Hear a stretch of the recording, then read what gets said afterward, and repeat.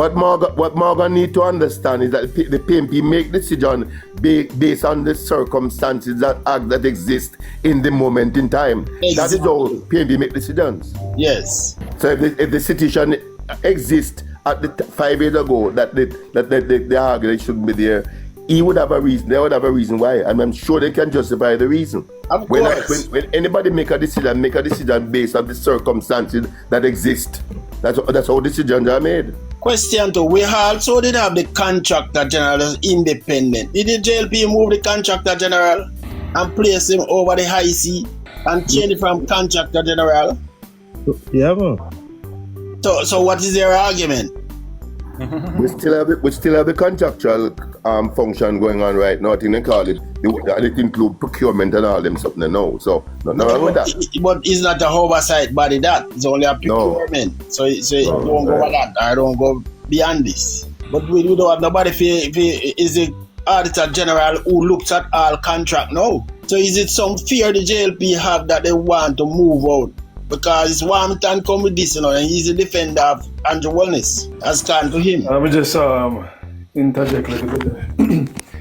Kind of go mute for a little bit because I have a labor mode client I deal with. But when I hear people talk about, even with Andrew Wellness 28 bank account, I kind of look upon it as nothing, because if people understand how money work and how people with money operate, it'll be nothing to them. Right. So in America here, FDIC insurance is $250,000 per account. So a lot of people with money though is split the accounts then. Their money up into whole heap of accounts. So that means you probably will never, if you're a billionaire, you're probably not going to ever recoup all of your money, but at least you can recoup some, right? And we kind of have to be careful when we try appease some of them, international bodies, because we are opening a can of worms. And not to say the FDIC, the FID, they're important, and being off the grey list they're important. But we run into situations where now the IMF saying, well, don't vote for Mark Golden and them thing. They're like, I'm here JLP celebrate that. I say, yo, if you don't look on that, that's a madness. That this is a financial institution. A middle in your country's business, and I celebrate that. This is when you take off. This is when. I don't believe, Bill, sorry, I don't want to cut you, but Bill, me just have correct you. I don't think it come from the IMF. It come from the person. The person, which is a JLP, former finance minister, Nigel Clark. That's what I think. That's where it come from? Right, yeah. Well, okay. Well, yeah, but this is when, even if it come from him, this is when everybody, JLP, PNP or otherwise, we take off them blue, them green and them orange, and put on red, gold and green. See? And say Jamaica and tell them people and say, yo, we not gonna allow one of a meddle in our business. See? Regardless of if I Nigel, we have to burn him out. Yeah, we have to be careful certain things, but they are going to listen to still, like I said, I'm there with a client and boy, she chat out me is, but Big up yourself. Nigel used the opportunity for bad film party, but I don't think that's an official IMF statement.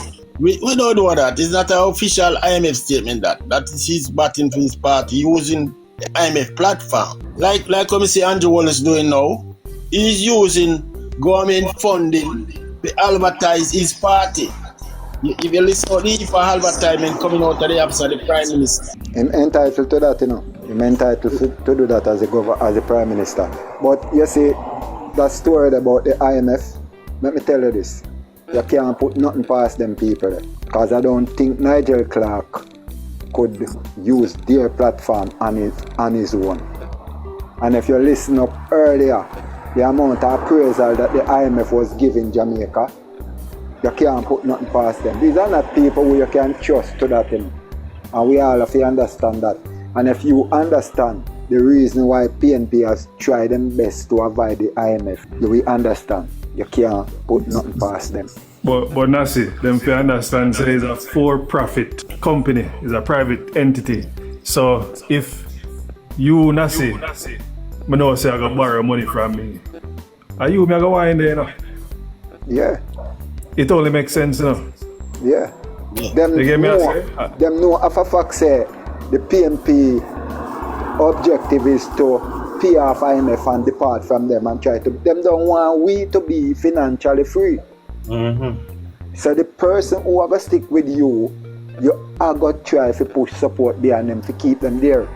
You always want us in the dependent seat. Nasi, if you listen to the statement from Nigel Clark, I listen to the statement that we used to come from the IMF, but two different statements coming on.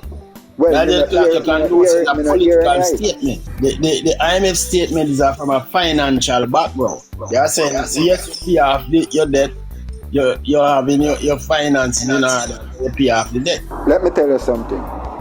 You see, IMF, I have a story. Like Mr. Ingram and them people that hear me talk some things.